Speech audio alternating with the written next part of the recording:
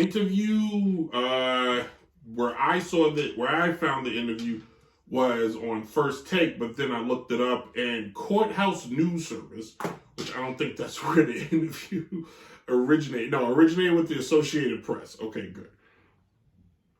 And why the Lakers were playing in Miami, LeBron conducted a press conference with a quote that stood out was, and I quote, "I was 25 years old when I came here," referring to Miami. "Still a kid, even though I was 7 years in." Still a kid, LeBron says again, end quote. LeBron said this in context to basically when he got to Miami, he was still young and naive and dumb. And it's kind of poo-pooing the notion that Miami wasn't all it's cracked up to be. The whole entire quote, I'm not reading the whole article, but the whole entire quote, I was 25 years old. He says this in a shoot around, and then I came here for one reason only, to win a championship.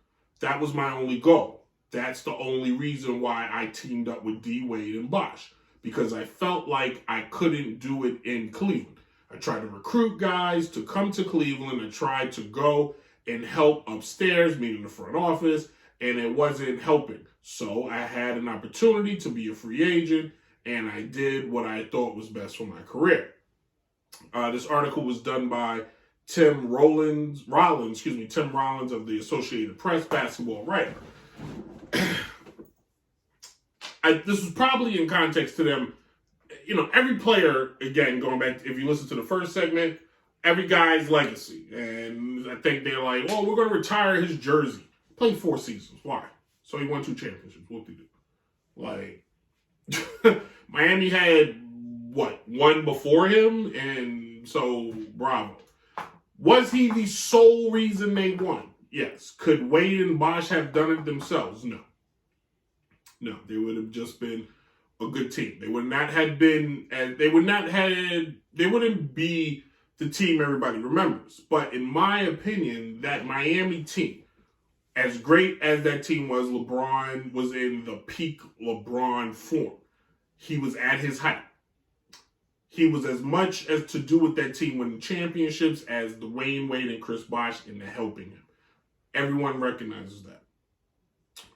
Let's be clear why he left Miami. Because Miami was not his team. It was Wade's team, and it's always, until the day he dies, the Godfather's team.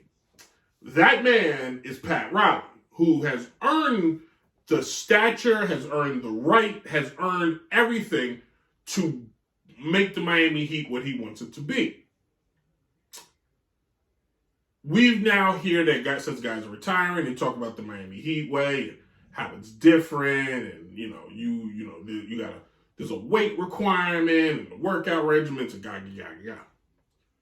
What Pat Riley tries to do in Miami, or tried to do with that team, was he wanted to enlist people who wanted to win. What I read out of this article was, I was a 25-year-old kid. I was still a kid. I went to Miami because at that time, my only goal was to win a championship. He won his 2, which in LeBron's mind ended any conversation of where he ranked in the upper echelon, or I had like 2 beers, I'm sorry, where he ranked in the pantheon of the league.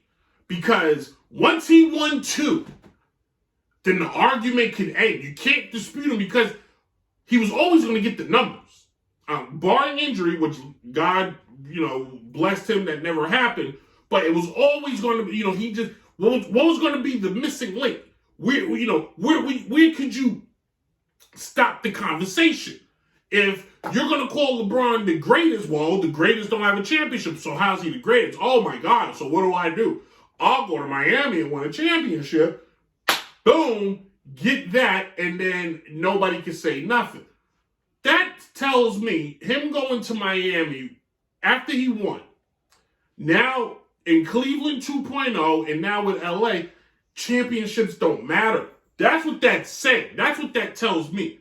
That championships don't matter. And don't tell me that I'm full of it, because he's proving that on a day-to-day basis or the year-to-year basis that he delivered his one to Cleveland. So check that. LeBron is a checkbox player. Let's be clear. He's a checkbox player. So, all right, get drafted, check. All right, cool. Break records as a young player, check. Cool. Oh, crap, need to win a championship. All right, check. Oh, God, I lucked up and got 2. Whoa, pretty cool, right? Thanks, Ray Allen. Now, I can't go back to Cleveland and not give Cleveland a championship. All right, check. Gave Cleveland a championship. Now, I got nothing else to prove. Oh, Lord, I ended up in Miami. I ended up with the Lakers. What will I do? Well, you can't be a Laker and not win a championship. It's like being a Yankee and not win a championship. Or a Cowboy and not win a championship. Just ask Dak Prescott. All right, check. Now LeBron has checked all the boxes. He's delivered. So now he can focus on whatever the hell else he focuses on. Listen, you're saying to me, well, if he didn't care, why does he play? Because like I said previously, if they're going to keep paying you a ridiculous amount of money and you're good at your job, why not keep showing up? So he keeps showing up. But the return on investment, from like now, yes, let's be clear. From a box office standpoint, from tickets and all that, yada, he's done his job. Fans show up. Kids want to see him. To this day, quite frankly, he plays, my man, leave her.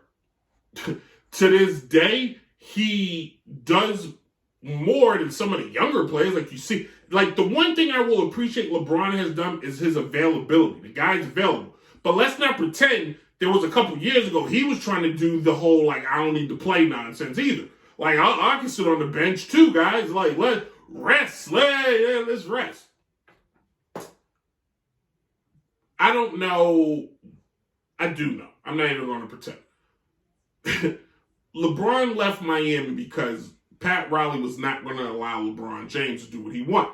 The same reason why he didn't want to come to the Knicks, because Phil Jackson was not going to allow him to do whatever the hell he wanted.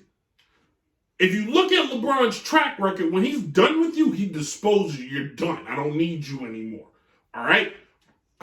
Wade and Bosh, I'm done with you. Bye, I'm leaving. He didn't take Wade and Bosh with him to Cleveland. Now, unfortunately for Chris Bosh, he got hurt.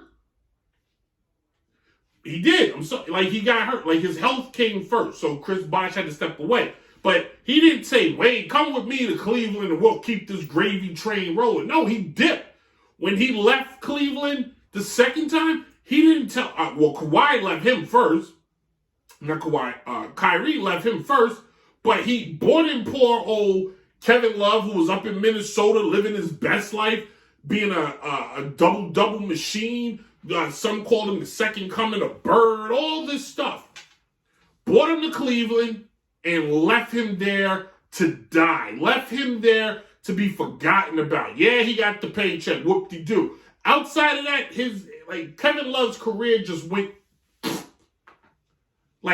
flat. They respirator couldn't bring him back until you saw him resurrected. Where was he resurrected? In Miami. In Miami, he was resurrected. Okay? So, now he goes to LA. And if he could have, he would have got rid of Anthony Davis already. But LeBron, he realized there's nowhere else really for him to go. You get what I'm saying? Because, let me repeat myself. He got the two championships he got in Miami were for him. It wasn't for Miami, it was for him. So he got his 2 championships so you can end any argument of where he ranks in the all-time.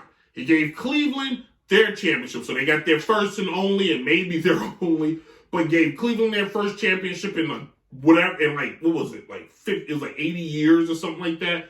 And then he goes to LA, gives LA a championship. He's older now, he can't do that. So the only other places where he could have gone to maybe help give them a championship, he could have went to New York, gave the Knicks or the Nets a championship. He could have gone to Boston, but then, that's just weird. A Laker to Boston, that just been odd. I don't know where else he could, because, no other team, a championship is going to be that, it's going to change that much. But LeBron ran from Miami, is what I'm saying. He ran. He got as far away from there as possible because Pat Riley demands a lot.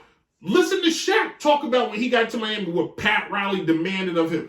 Look, the reason why Wade worked out there is because Dwayne Wade was built for that. He wanted to win. He wanted, like Dwayne Wade before the Miami, the LeBron Miami whole thing. The league and fans looked at Wade the same way we looked at AI. That guy's a warrior. He wants to win. He's got all the heart. He's doing it by himself. It's how we looked at Wade. It's how we still look at Wade. We do look at LeBron in the sense he's in my top 5 of all time. He's 5th.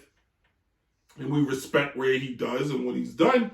But I'm just saying maybe the guy's just an opportunist and he's checking all the boxes because he doesn't stop at any moment to tell you how great he is. He doesn't stop at any moment to tell you how what he's done. Like, he's the only guy at every press conference. Go back. There is a press conference with him telling you he's the greatest. Imagine if Tom Brady, who hasn't said this, imagine if Michael Jordan, any guy that came, no guy before LeBron ever just came out their face and was like, I'm the best in the world. I don't know. Like that, if you watch wrestling, LeBron James is the CM Punk of wrestling.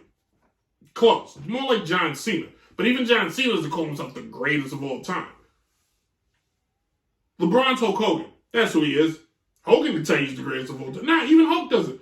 He's CM Punk. LeBron literally should launch a campaign.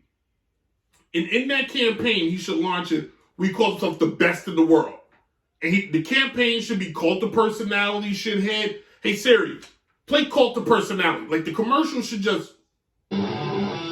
And, like, LeBron should come out and say, every game with this playing. And he comes out to the center court, and he looks into the crowd, and he just goes, it's clobbering time, because he's the best in the world. It's a good song. Hey. Thank you for watching and subscribe to Notorious Sports on all social media. It's showtime.